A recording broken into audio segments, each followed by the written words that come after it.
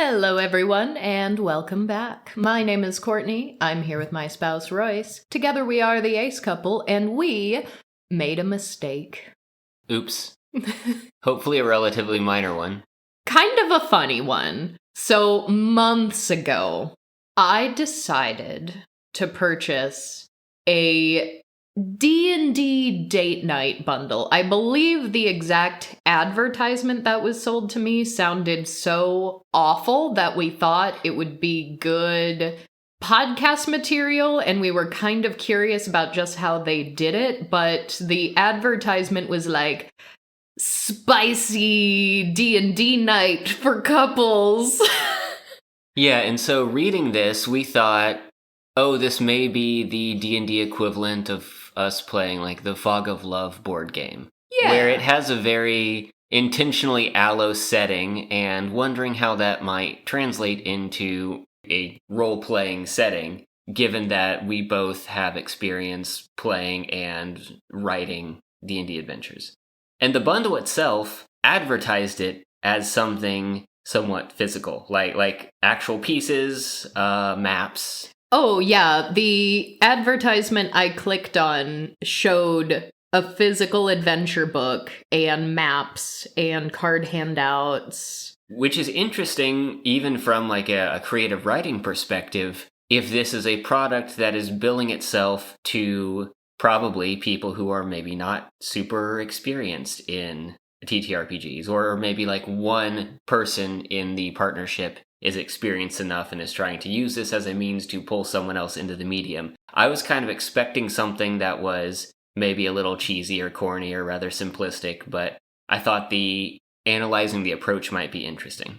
Yeah, well, it was also like $34, and like there are $34 board games. Yes. That have physical tokens and maps, and so this seemed perfectly reasonable to me at the time. But the answer to how does this translate, it didn't. It didn't translate. Not only was it aloe bullshit, but it was straight up AI bullshit. We got scammed real bad. Had to file a claim with our credit card company to get our money back. But we did slog all the way through the first adventure anyway, so we could still talk about it to you. Yeah, there were 3 present, and we played the one that seemed the most interesting. It was the sort of genre, I guess, that seemed the most interesting. It was a masquerade. But after... It was very Phantom of the Opera coded, so it was very much up my alley. You're going to a masquerade ball, there's a risk of the chandelier falling. Great, sounds fun. The two of us can have a nice night, play a little D&D adventure. Even if it's bad, maybe it'll be so bad that it's funny. But yeah, after getting maybe a third of the way through it, and it was supposed to be a 2 or 3 hour adventure, we realized something's wrong here. But first of all, no physical anything. We were shipped digital copies of things with the instructions that, hey, you can print these if you want. Which flimsy printer paper never comes out as well as like officially printed media anyway. No. And that's a lot to go through to print something that could be done through theater of the mind, given that the maps were mostly useless anyway. This wasn't exactly a very combat-heavy encounter, but...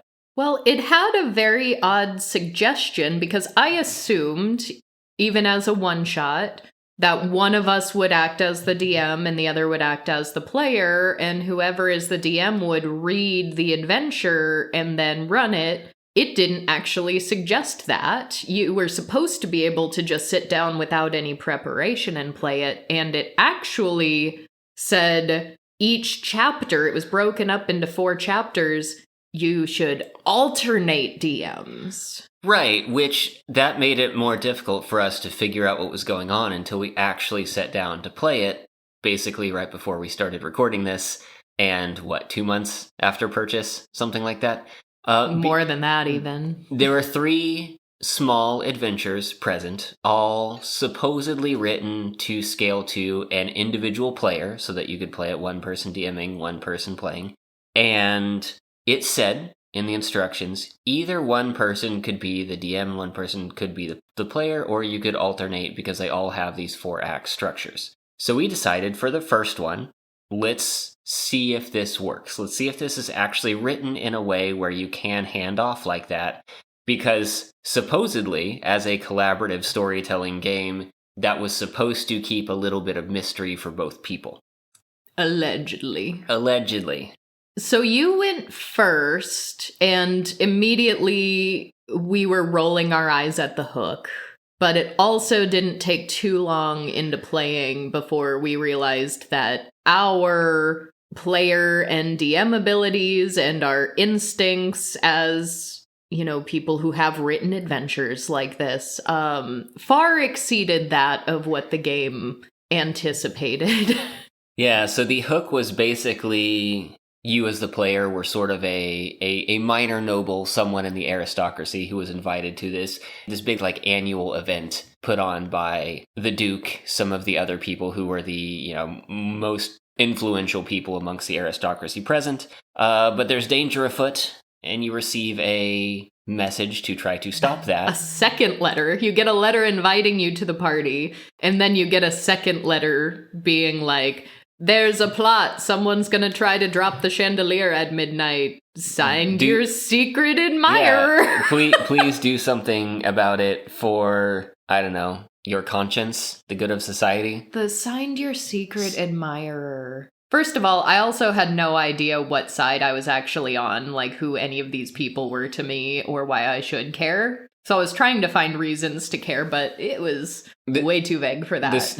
Having played through it now, too, the secret admirer line felt weird in the letter. Yes. But then it also didn't manifest into anything. It was so weird. But the first act is basically arriving there, and you're sort of introduced to the event. It's kind of centered around a ballroom. At this point in time, it didn't jump off the page to me that this was AI generated. There were a few things were clumsy, but I was willing to chalk a lot of things up to human error. But part of this may just have been due to the simplicity of this opening section, which was go to the place. You have 4 main areas to go look around. Each of these areas is sort of sectioned off and has its own thing that only kind of barely bleeds into the surroundings. And so it was sandboxed in a way where it couldn't contradict itself too much. There were still some cases where the way that it was organized was bad, the way that you had to read through it was overly cumbersome,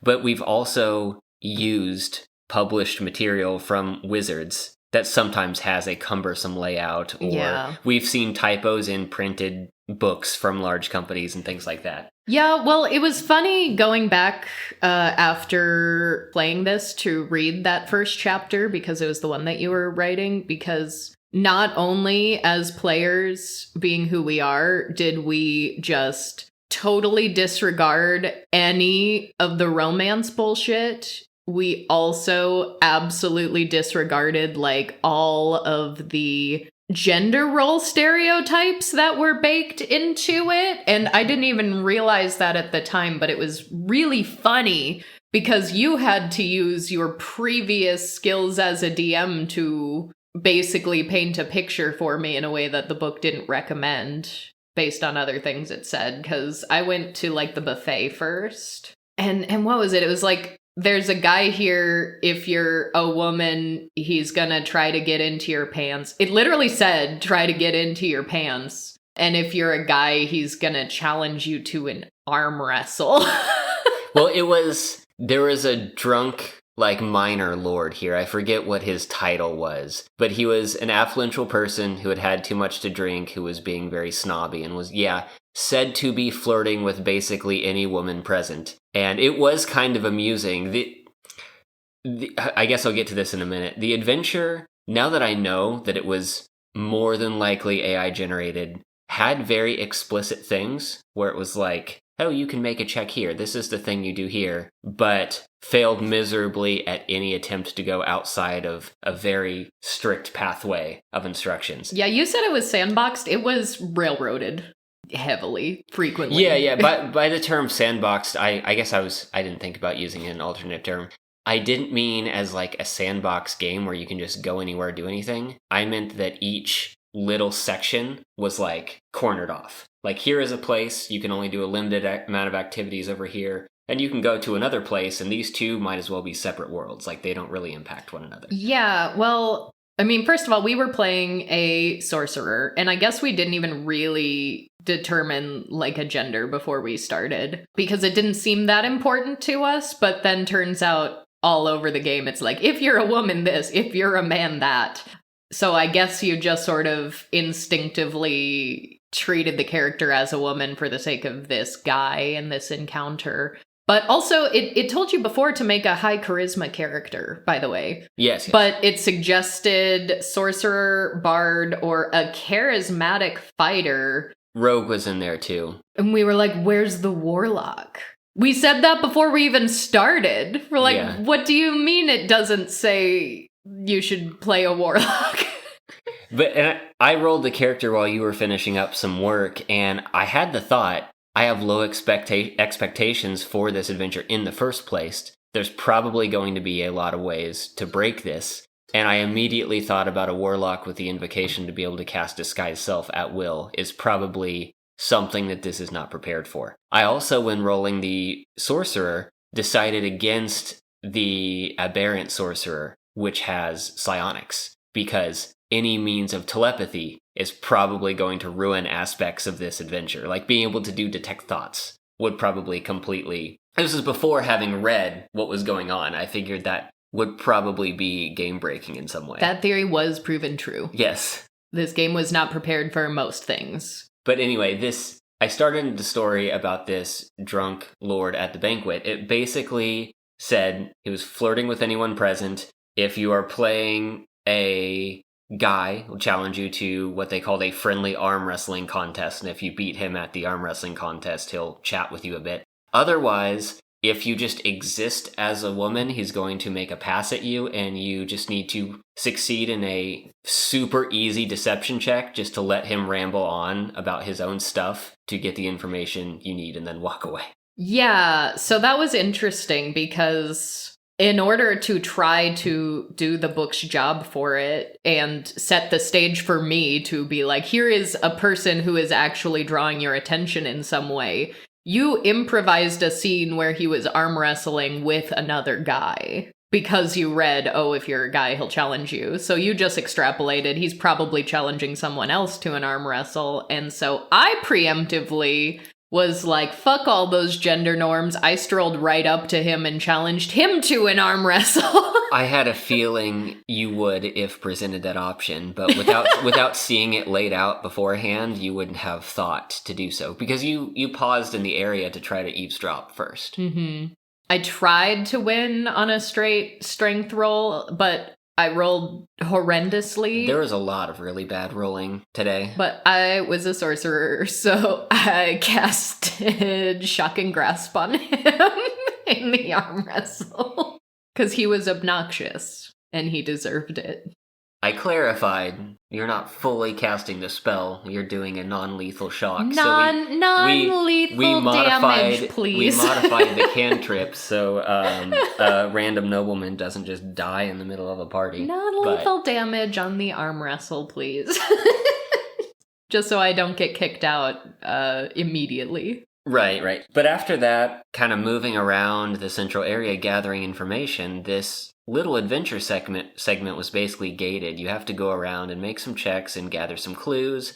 And it doesn't really matter what you find or you don't. Either you find a couple of clues or you've searched everywhere, and then there's a stop where you transition from Act 1 to 2. Well, it was so infuriating because there were two different people that said, hey, there's this suspicious-looking person acting weird. And I managed to find out where this person slipped away to, so I was like, okay, I'm gonna go in that door too. And the game was like, you cannot. There was a hard stop. It was like some of the staff, the butlers for the event, just stop you. And I was like, and I can't try to roll to persuade them. I can't try to roll to deceive them. I can't cast a spell that would help me in this situation. It just said no. It said if you persist, you might get kicked out. And it said the player will not be able to follow up on this until later. Which felt a little funny because not too long ago we played our second round of the Final Fantasy TTRPG. Oh, the Final Fantasy 14 TTRPG, yeah. Yes. We've got a friend who has run 2 sessions of that for us now. Which is still, to this day, the only Final Fantasy game I've ever played is the TTRPG. But that one's really funny because as D&D players, the first time we tried to run it, we'd be presented with an encounter and we would try to, like, role play. And the game's like, no, you can't do that. Yeah, there are sections of the book that's like, this is an unskippable cutscene. Yeah. This area is out of the game. This is an outer boundary area. You can't go there. Or someone would ask us, hey, will you transport this thing over there for us? And we'd be like, I don't know if we want to do that, actually. And our friend who was running the game literally read a passage from the book that says, if the players don't want to do this, pause the game and explain to them that they have to do this. Explain what the nature of the game is, which is my experience with playing that TTRPG a little bit, is that it's basically a mechanical combat simulator with a like railroaded RPG plot around it. So when this game tells me right out the gate, play a high charisma character, but then in the second scene has just a commoner servant at this big ball telling me I can't go into this door where clearly there is plot behind it, and it won't even let me try to get in. That's infuriating. They should have put a sign on the door, not until Act 3. So there were, in this first act that you were running for me, there was drunk guy who, per the text, will try to get in your pants. That is literally how it was written. There was a woman who, it did say she would be flirty. That basically was all it said. It said she would like speak in a flirtatious manner or something like that. But there was no example text for what anyone would say. So I was reading this like, how? Like, what do you mean? I didn't get flirtatious from you. I wasn't sure exactly what it was, and that was part of the experiment here. I didn't get that from you either. Like, you completely shut down anything, or didn't make any attempts to play along. Everything vaguely flirtatious seemed suspicious to me. Yeah. Because then, I mean, after those 2 encounters, we do finally meet this mysterious masked person who signed a letter, your secret admirer, who apparently knows where I live by sending me this letter ahead of time, who I don't know from Adam. Like, am I supposed to think this is romantic? As soon as I meet this person, I'm like, who are you? Why me? Why did you send me this letter? What's going on? Why do I care? Who are any of these people to me? Yeah, he sort of led you out to a balcony, some area outside of the main hall, and basically goes on like an angry political rant about all the injustices happening, and is like, clearly you'll help, right? I sent you that letter, so clearly this is the plot. I was like, I don't know, maybe stop the game and explain to the players what the plot is. Maybe the Duke deserves to have a chandelier dropped on his head. I don't know. I don't know him. But so yeah, you were immediately suspicious. Yeah, of course I'm gonna be suspicious. Someone sends me a letter signed your secret admirer. And nothing in the character's description or text or the things that you wanted to say indicated that they were really interested in you. It was basically, hey, here's the deal. Here, I can't act because I'm being watched by the person who's doing all the wrong things that you figured out. You know, the enemy here that you've figured out from Act 1.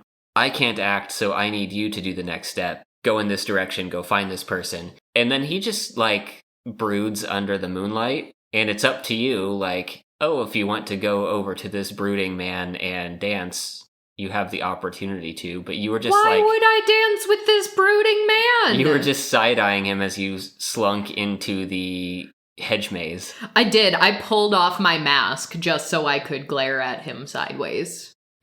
just so I could give him the look. But also, like, even the woman who was supposed to be flirtatious, like, She just approaches me on the ballroom and is like, hey, seen anything suspicious? Weird things happening tonight. Why don't you tell me everything you know? And I'm like, I don't know what side you're on. I don't even know what side I'm on.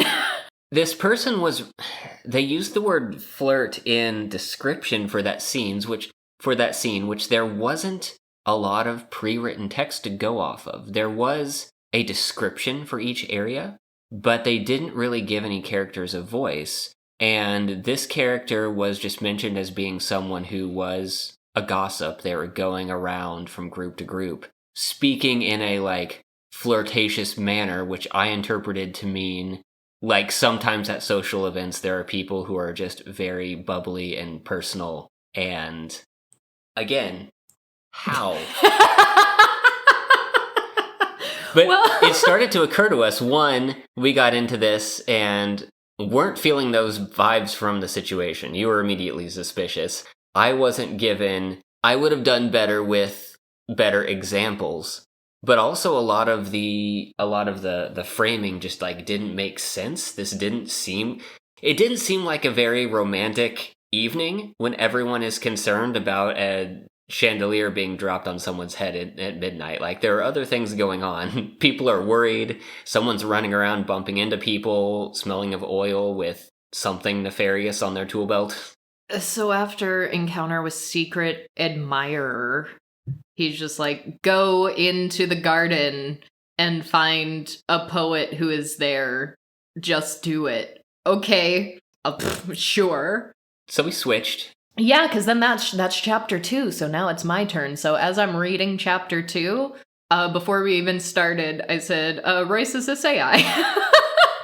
Because there was an NPC named Captain Lorne, who occasionally would be referred to as Captain Morn. And I was like, that is odd. Surely that would have been noticed in an editing pass. And then, first of all, the writing is also just ungodly. It's like one of the first encounters, you go into the garden and you hear whispers, and they have to pass like a DC 7 perception check to follow the whispers. Was that all it was? Yes, you failed real bad. I had, I think, 5 straight rolls under 10. Yeah, it was real bad. And all it was like, there are lovers exchanging smooches in the garden, and when you walk up, you startle them and they run away and they leave half of the bottle of wine they were drinking. It's like that's it. That's the whole So you encounter. were supposed to steal their wine? No, they just left it. You didn't have to steal it. Yeah, but you got a bonus for taking wine elsewhere. No, that one wouldn't have counted. It specifically said that you had to go all the way back to the buffet room to get wine to bring back if you were going to do that encounter. Never mind. Yeah, no, never. It's not that clever. You're trying to put pieces of a puzzle together that are not the same picture. Yeah, so whatever was used to generate this was constantly losing context. Also, there were so many single sentences that just contradicted itself. We're just going to need to read it. We have to find the line that was like, she's writing, but she isn't. But she is. She is not writing, but rather gripping her pen, writing haphazardly. Of course. I have such a clear picture of exactly what is transpiring.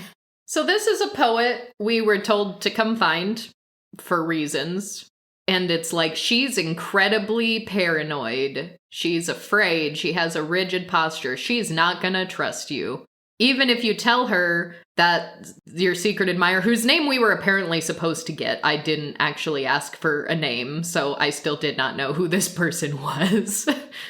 It's like, even if you say that such and so sent you, she's still not going to believe you, so you need to pass a persuasion check. DC 13 persuasion check. And it says if you don't persuade her, she won't believe you, but you can try to persuade her again. But every time you fail the persuasion check, the DC is going to increase by 1.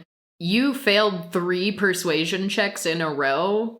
And then I just didn't know what to do, because when we're trying to also like actually role play as these characters with not nearly enough information about what's going on, what these characters know, what the actual plot is, we don't even know who sent us to talk to her really or why. We were just such at a loss, because you'd keep trying to persuade her in roleplay, but with almost no information to go off of. And nothing else to do. Nothing else to do. This is the one thing I was told to go do. And nothing else to do. So I did eventually just cave and give it to you, and it kind of says to do that, because it says she won't believe you. You have to pass this persuasion check. If you fail it, you have to keep trying, but it gets harder and harder. And then the next sentence, it's like, eventually she relents. Here's the information she knows once she trusts you. So after you failed 3 in a row, I was like, fuck it. Especially because that third roll would have succeeded the first 2 times, I think. Yes. But this was another person who was supposed to be a possible romantic interest, right? Which we didn't know at the time. It made no sense. It made 0 sense at all. It was someone who was like afraid that their life was in danger because they had information on the evil person. Yeah, so turns out there were 3 canon potential lovers in this game, which we didn't know because it doesn't tell you that until the end of Act 4. At the very end of Act 4, it says, all right, game is over. Based on your choices, one of these 3 people is going to end as your lover. It was either gonna be the masked secret admirer, this poet, or Captain Lorne. Morn. Sometimes known as Captain Morn. And which secret admirer person just stands outside brooding for basically the rest of the adventure. This poet also doesn't do much else. Well, this poet also has a current lover, which I decided to just halfway through this miserable roleplay, because neither of us knew what was actually going on, and you kept failing your checks.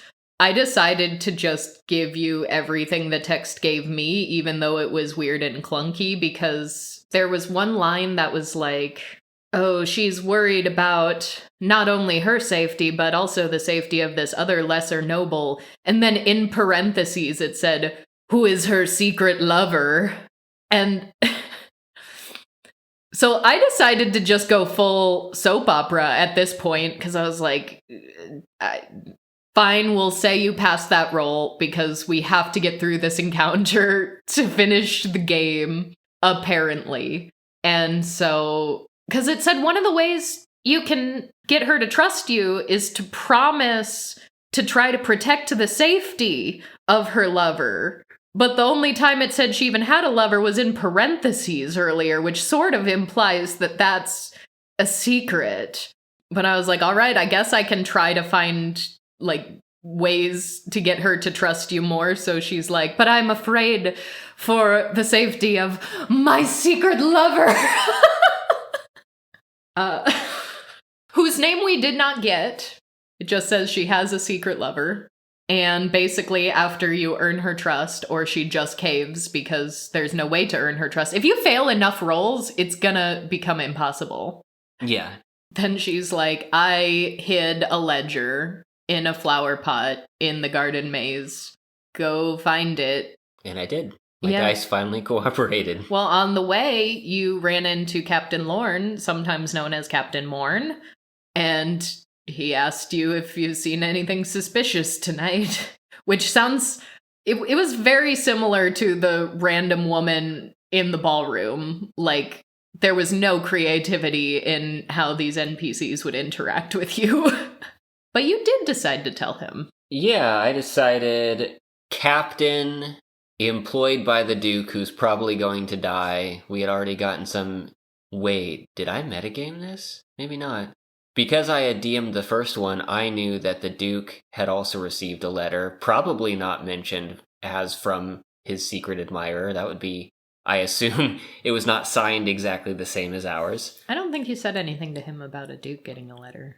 But I knew that information. I couldn't remember if you as the player knew that information. I did not. I'm just learning this now. That's what I wondered, because I did mention to you that you weren't the only one who received the letter, and you did know that you passed an insight check where you saw the Duke glancing around suspiciously, I think at the chandelier perhaps, as if he knew it might crash. Mm-hmm. So, but yeah, I took that as enough information to just spill and hope that this person wasn't on the wrong side. Right. Yeah, it was interesting because that's what you needed to do to get him to trust you. Or her. I guess it didn't specify. It's just captain. I mean, it uses he pronouns throughout the entire book. Oh, okay, so that's where I got it. So you do decide to tell him.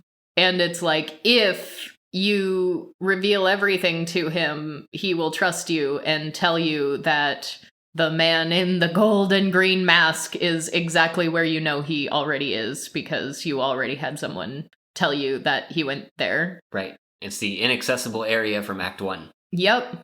Which is apparently information you need to go there in Act 3. So after that, you pass the 2 necessary checks you needed to find the ledger buried in a flower pot.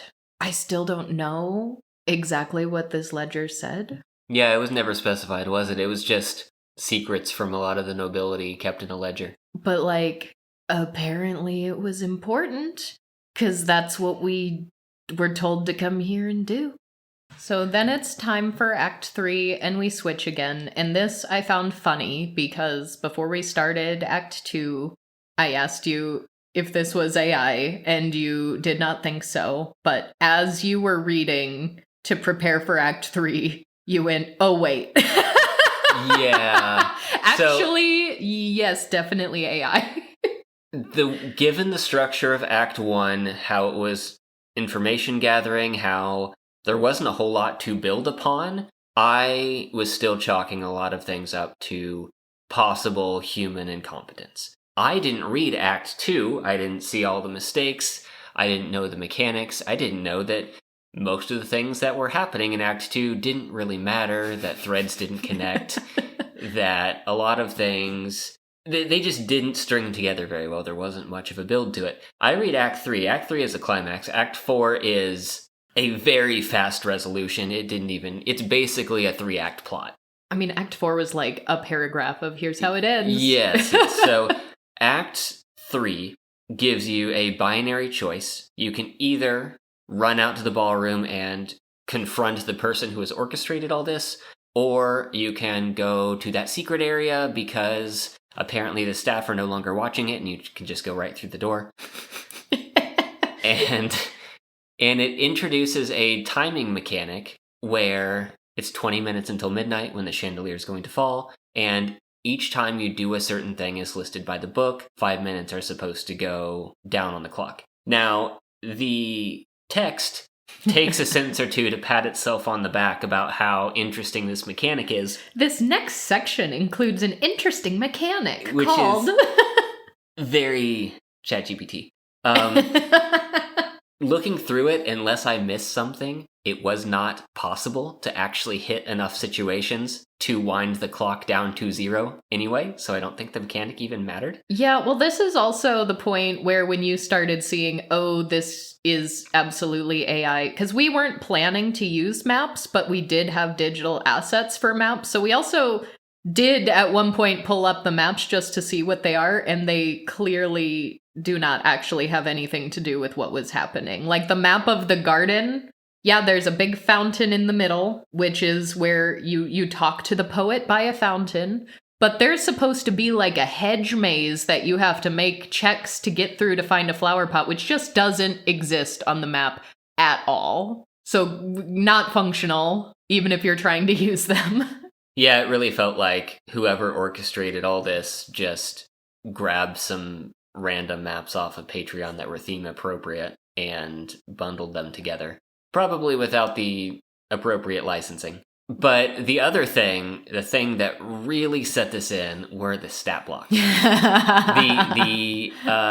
noble woman who was behind everything had a stat block, and the saboteur also had one. They were so bad. Well, and you told me, you looked at these stat blocks and you said, yeah, I'm not using these stat blocks. And I said, no, we're in here this far. We know it's AI now. We're gonna finish this damn thing. Use the stat block as written. And if I die, I die. And we will just reset. We have to know. We have to know how bad this is. You beelined for the secret area. Of course, I tried to go in Act 1. To confront the saboteur, which, knowing the stat blocks, I was like, oh, that's the wrong decision. Well, I tried to do this in Act 1. I was furious the game wouldn't even let me try. All we knew about this guy is that he has, like, carelessly bumped into a couple of people over the evening. A couple people are afraid of him. He apparently had a tool belt someone saw, and he smelled of oil. But then we get in and it's like, oh, he's adding charges to his contraption. I was like, charges? Is this a fucking bomb? What's going on? Yeah. That was never really explained. The word charges were used. Apparently, he had bombs alongside his dagger and crossbow. He was a rogue. Yeah, so I walk in, and I'm like, hey, what you doing? And he pulls a crossbow on me, which you pointed out is not on his stat block. As soon as we got into actual combat, this completely dropped the ball. It said, if you're antagonistic, you could have tried to persuade him down. You didn't do that because you came in and just were like, hey, what are you doing? And didn't try to talk. And then as soon as he pointed a crossbow, you tried to, like, mage hand the bomb, which was an aggressive thing. So the combat encounter began. That's what the book said. No description whatsoever of a combat encounter anywhere there. And the crossbow didn't even, like, follow the rules of combat in D&D. It went off more like a trap. It was written as a trap, yeah. Like, instead of making an attack roll, it was a dexterity saving throw without the proper modifiers for an actual attack. It was like you triggered a pressure plate. Yeah, so he shot the crossbow at me, which was rude. Then we rolled for initiative. He rolled above me. And he stabbed me with a poison dagger real hard, which was also very rude. And in his first attack, took me down to 6 health. If you hadn't succeeded on your Constitution saving throw against the poison, you would have been unconscious before you got to move. I would have just been unconscious, but I succeeded on my con save. And so I was like, okay, what is my most damaging spell I have? I'm only level 3. I guess I'm gonna try to hit him with a witch bolt, which I did, and it didn't hurt him that bad, unfortunately, but I was a wild magic sorcerer. And through all of my struggles, talking to the poet in the garden, trying to pass a measly, an increasingly difficult persuasion check, I used Tides of Chaos. It didn't help me. Even with advantage, I still failed the persuasion check. But that meant that wild magic triggered when you used the only leveled spell that was ever used during this session. Yep, which turned me invisible, and that's the only reason why I lived. Yeah, you ran, which was... Of course I ran. I had 6 health. Not part of the book. The book was like, you either do one or the other. He shot me with the crossbow and stabbed me with the poison dagger, and I almost died immediately. Okay, so these stat blocks, they don't match the descriptions in the book, and they just have abilities tacked on and on that just don't make sense. The saboteur stat block had sabotaging item mechanics, but the chandelier as an object was not described in any way, shape, or form in the book. It didn't have an AC, it didn't have hit points, there wasn't a certain number of turns that you needed to work on it to actually cause it to fall. Which is funny, because I even remember asking you in Act 1, knowing that a chandelier is supposed to fall, I asked if I could roll a perception or investigation to, like, look at the chandelier and see if I can identify any mechanisms for dropping it. Nope. And you were like, The book doesn't say anything about it. And you couldn't read ahead because I was going to be running the next chapter, so you couldn't even try to see if there was anything ahead. But no, there wasn't anything about how the chandelier dropped in any of these chapters, so. Right, but between the... Oh, you acted aggressive. So the combat encounter starts with no section dedicated to the combat encounter. The stat blocks having abilities that did not make sense. The fact that this was written as a CR2 rogue sort of character who had normal, what you'd expect, roguish abilities, but also had a multi-attack, a poison dagger, a means of sabotaging an item nearby, which would cause splash damage from, like, shrapnel coming off of the device, and just the ability to, like, impose disadvantage on all of your attacks against a single level 3 person made no sense. Yeah, rude. Very rude. So, thank goodness wild magic turned me invisible. So, of course, I took that opportunity to run the fuck away. The book did not account for this. No. So you, in all of your DMing experience, decided, okay, we are hybridizing these two branching path options. You ran down and told the captain of the guard, hey, the person is sabotaging the chandelier right now. The captain of the guard left, which was funny because the captain of the guard was written into the book as basically your best chance to win the argument on the ballroom floor, and you did something that the book didn't even think was possible. You sent him away. Which was very, very rude because, yes, if you did not make the choice in chapter 2 to tell him everything, he would not trust you. It said if he trusts you, if you told him everything, then he will become your ally in Act 3. But it was for a very specific scene in a very specific circumstance. And I sent him away. I was like, I can't deal with this. This guy's strong. Go up there with all of your guards. He's about to drop the chandelier. And then what did it say too? Because you read this aloud to me. It was like, now's your time to call out the Contessa in front of everyone. And I was like, is she the one doing this? Do I know that for a fact? The Contessa stands nearby, a look of serene triumph on her face. To expose her here, in front of everyone, is to play your final card. There will be no going back. And I was like, okay, I guess I can do that. I didn't know for a fact it was her, nor... It is very odd to include a directive like that in what's supposed to be the descriptive text for entering a room. And I was like, did something implicating her? Like, did I read that in the ledger that we got in the last act? Unspecified. Is that how I know it's her? Several people all night have just been saying, hey, she's sus. She has way too many guards present, and that's basically it. Yeah, that's it. She has a lot of guards with her tonight, more than average. That's it. She's staging a coup. But I also couldn't talk to her. I tried to talk to her in Act 1 because attention was drawn to her, but it was like, you cannot get close to her. Oh, yeah, all the important people had such a big crowd around them that you couldn't actually talk to them. So I was like, I guess I'm just gonna assume there was something in the ledger that said it was her. And there would have never been a situation where I would stand here and just in front of everyone be like, it's her. She did this. But the book basically told me to, so. Yeah, that was your only real option, was a public confrontation. Who, the captain, was apparently, if he was our ally, which he should have been, was supposed to back me up and be like, yeah, this person's trustworthy. But I sent him away. Mm-hmm. Also, the Contessa stat block is quite something. Yeah, you would have, even with the captain present, you would have had to do...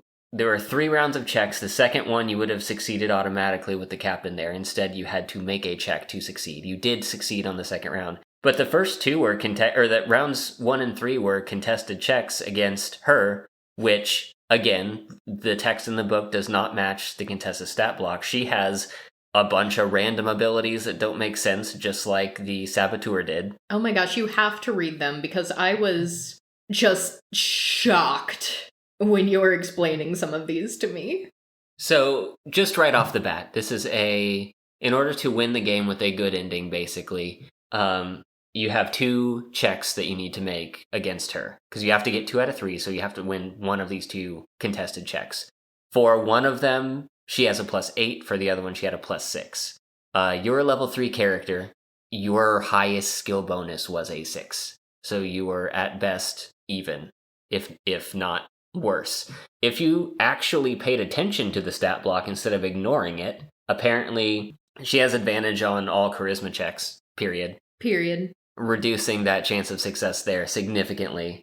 And had we gone into... We were role-playing this back and forth a bit, but had I consulted these abilities... I was also just making shit up, hoping it was right, because trying to persuade people, I'd be like, look, all the proof is in this ledger! That I haven't read. Presumably. But yeah, between abilities to charm people or read them properly with insight, again, there were things in this... Stat blocks feel like they were generated completely separate from the adventure and just had random stuff that didn't make sense in them. Wasn't it like she has advantage on everything, she can force disadvantage, she can also... She can impose disadvantage if you attacked her, which combat against her was not a thing that would have happened. She also randomly speaks Infernal. Why not? As a noble human woman. Her one action, slap, only if she must. Only if she must! Didn't she also have some sort of crowd something or another? Yeah, she could charm people. Yeah, she can just charm people. So apparently after sending Captain Lorne away, there was almost no way... But then you had to prompt me, because I was like, what do I do? Like, I sent the guy away who can vouch for me, and you had to tell me, oh, the poet can also vouch for you. And I was like, is she even here? She stayed in the garden at the end of the last chapter. So with no description of this room with her existing here, she is just all of a sudden here now and is still terrified of the Contessa. And it felt wrong and mean to try to be like, that woman over there who's terrified and doesn't want attention drawn to her, she can vouch for me. Also, who is she to any of these people? Why would anyone listen to her? I had to be like, you know what they say, always trust a poet. Clearly. Which I guess she did vouch for me. She did not seem as charismatic as this overly persuasive noblewoman was, so I don't know why that should have worked, but there was one actual, like, romance-adjacent scene that you did not unlock with her in Chapter 2, because it was like, if you convinced her to trust you and also gave her quill pen back, because randomly unprompted, I had to have you roll a check to see if you found a quill in the garden, and you did, and you picked it up. Which was weird. But then you didn't give it to her. But had you given it to her, she would have said, why don't you go all the way back to the buffet room and bring us back 2 glasses of wine? And then the 2 of you could sit there drinking wine. And if you did that, you would have gotten inspiration. What a perfectly natural thing to do. But again, is that supposed to be flirting? Is that what the game was telling us? Well... Because she was a love interest. Apparently, even though she had a secret lover who up until that point she was still loyal to.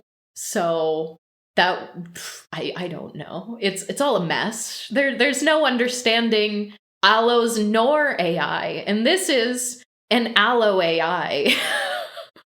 Yeah, we got far enough into this, and we're questioning, is the romance not here because we're too ace for it, or does the AI also not understand it? And now we'll never know.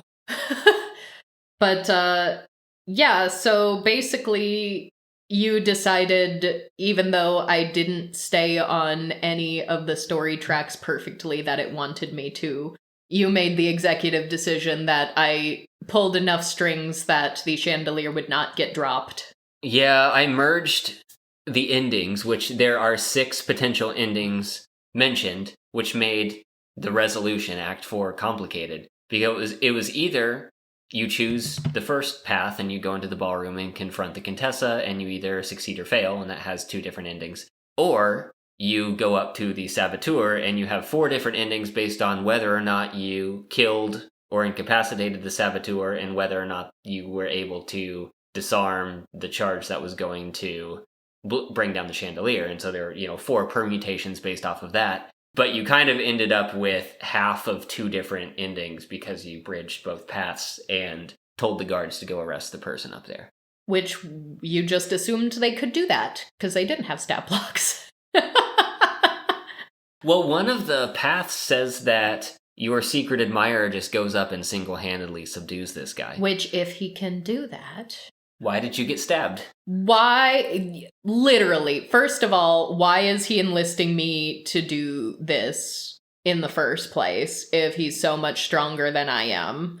But also, if I got to a point where I am alone in this combat encounter and about to die, why was there not some kind of scene where Secret Admirer swoops in to rescue me and save the day? There wasn't anything like that written. So that act ended with the chandelier not dropping.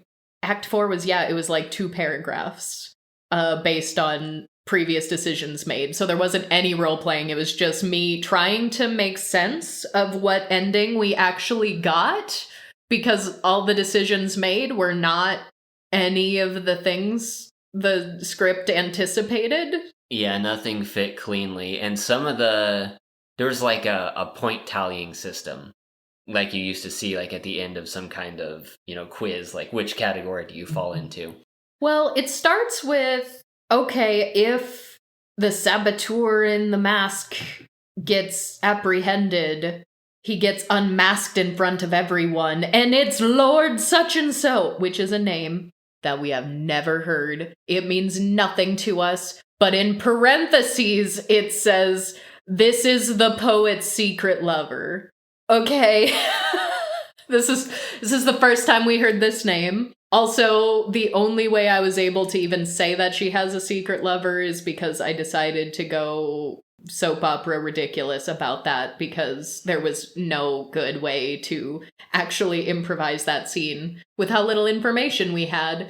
And it's like, okay, if her lover gets unmasked, she's going to denounce her love for him in front of everyone and then run back out into the gardens, which that doesn't sound like a secret lover to me if she's publicly denouncing.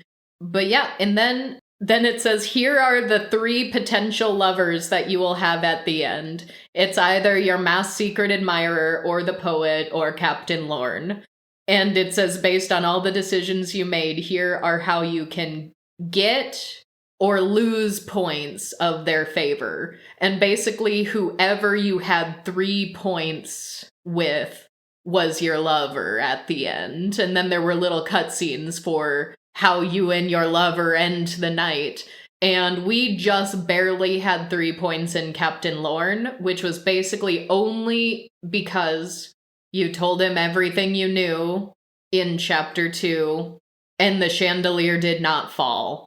Like, those are the ways to basically get 3 points with him, which also doesn't seem romantic at all. That just seems like he did his job. Yeah, we thwarted a disaster. The character is bleeding all over the place, and they're like, shall we have a dance? Yeah, well, the poet, you had to get points by having that glass of wine, that romantic glass of wine scene in the garden, which you didn't come even close to unlocking. And also, her secret lover would have had to remain alive and be unmasked as the intruder in order for her to denounce him. Because otherwise, if he just died or didn't get unmasked, she would have remained loyal to him.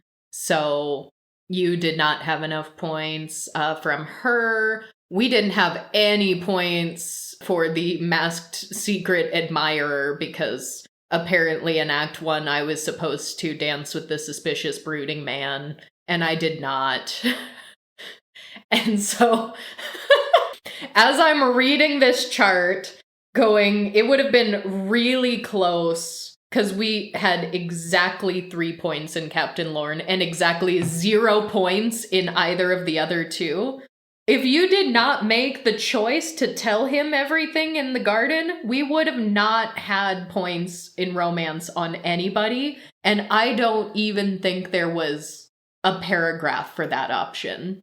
There is, but I think we got caught up critiquing it and didn't read it. There are actually 3. It's the conclusion of the adventure is just there are 3 paragraphs. Read the one that matches your success, and there's like a good, medium, bad.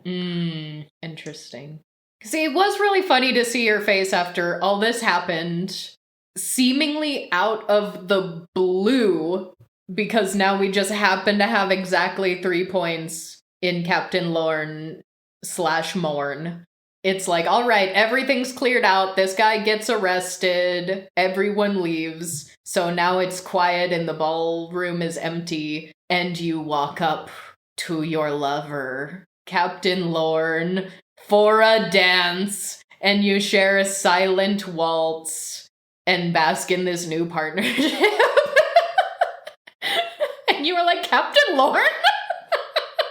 Yes. Didn't you know you've been romancing him all evening?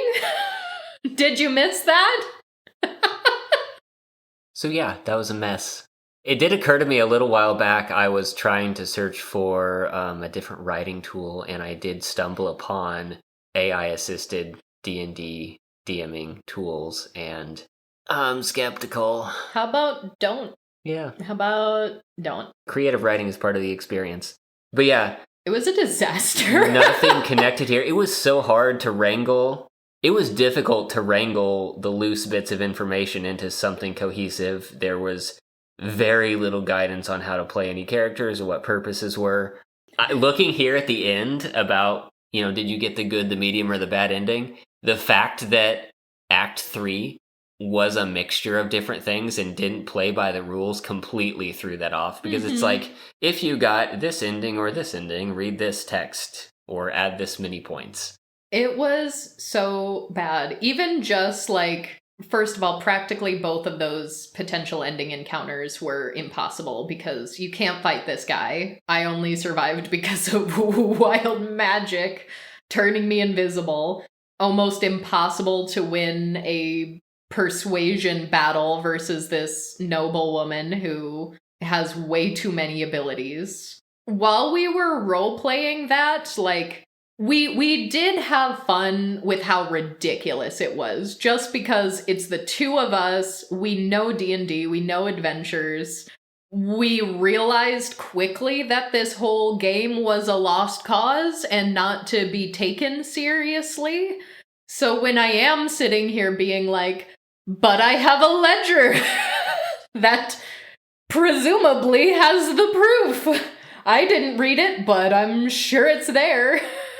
Then this woman's still winning her checks and being like, guards, arrest her. And so I was like, no, don't.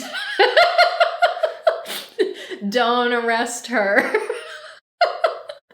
If it wasn't AI slop, if we thought it was just a bad Aloe adventure, we'd probably consider playing a second one because this bundle we got had 3. Definitely not gonna play another one, but it did occur to me at one point that if this was legitimately written by someone, that if we were to try it again, we'd probably have to try to, like, LARP as Aloes in order to actually do it correctly. Like, we would just have to try to flirt with everyone or assume everyone was flirting with us. Because we didn't unlock a single one of these extra mechanical things, too. Because if we got these little romance scenes along the way, you were supposed to get, like, a bonus card and a bonus scene. And, like, the one with the poet would have given inspiration, but there was also a boon if we did dance with brooding secret admirer, which we did not. So we didn't get any of these special things. Yeah, the other perk was advantage on charisma checks for the night. Boy, that would have been nice. Maybe that's why that noblewoman has advantage just because she had a romantic scene with someone earlier that night. Because that would make it make sense. So yeah, that's our story, playing the complete and utter disaster that was D&D Date Night. Yeah, unfortunately, we are in an era where any new merchant you shop from, you really need to search to see if they're a scam. Reddit's been a good place for that. In playing this, we sort of talked about this and realized we may not be exposed to as much AI-generated content as some people. Because, like, I don't have social media. I use an ad blocker. I get news from an aggregate. So I also have a tendency at this point to go to specific sites if I want to search something, areas that I know are trusted. Because, like, for a lot of plant-related information, if I'm looking for seeds, I've already learned that if you type in the seed of a specific species and genus, you will get results even if that plant is not something that is normally grown from seed. They are sites that are automatically generated, often with AI-generated images. And I have not made a bad purchase, but I have spent time looking through catalogs only to go, wait a minute, this site is fake, isn't it? Yeah, which is very disappointing. But it is true. I mean, I don't see all that many ads anymore. And usually when I do see ads, they're incredibly misguided. I'm nowhere near the target market. Doesn't apply to me at all. And so I was really disappointed with this one that we got because I don't make very many impulse purchases online. I really don't. But it was really just because I thought the concept was funny and I thought it was going to be bad, but I thought it was going to be bad for different reasons. So once I saw this, like, oh, spicy D&D for couples, which, by the way, AI slop aside, there wasn't anything spicy about it. Oh, not at all. So even that alone as a premise for being sold on it. I mean, spicy aside, I don't even think you could call this romantic, this adventure. This was all just trying to stop a murder. Yeah. So it was an experience. Learn from our mistakes. Do not do as we do. If you want to play D&D as only two people, just do it with an already written adventure or write your own. I'm sure there are maybe some independent creators out there who do try to write two-player D&D adventures, but you'd have to really specifically search for them, I think, in order to find legitimately creators doing that. But we've played D&D as the two of us before, but we've done actual adventure modules. Sometimes one of us will DM and the other will actually play, like, 3 different characters, so we'll play a whole party instead of a single person. So, like, there are options out there. It's not that we've never had a D&D date night before. We'd just never been sold on the premise of a D&D date night, and wasn't worth it. We'll chalk that up to another one of our personal D&D horror stories. If anybody does happen to know of any legitimate small creators who are doing anything approximating a spicy D&D or a romantic D&D for couples, maybe send it our way because we're still kind of morbidly curious about the concept, but that's the last time I impulse buy any TTRPG online, to be honest. And so that is going to be all for today. As always, thank you all so much for being here, and we are going to leave you all off with today's featured marketplace vendor, Elamarth Creates, where you can find pride bracelets and neurodiversity wristbands and stickers. Pride Month is coming up soon if you would like to get something such as a dragon scale rainbow pride flag bracelet. There are also some loom bracelets here in a variety of pride colors. Of course, yours truly got an ace flag colored one, but they have lots of different options here. And there are some wristbands about celebrating neurodiversity, autism acceptance. Basically, this is a great shop for people who, like us, are both too ace and too autistic to play romantic D&D modules. because there are several elements of that we are just never going to understand. Links to find Elamarth Creates are going to be in the show notes on our website, as well as the description box if you are listening on YouTube. We will talk to you all next week, and in the meantime, I hope you all stay safe from the AI. Goodbye!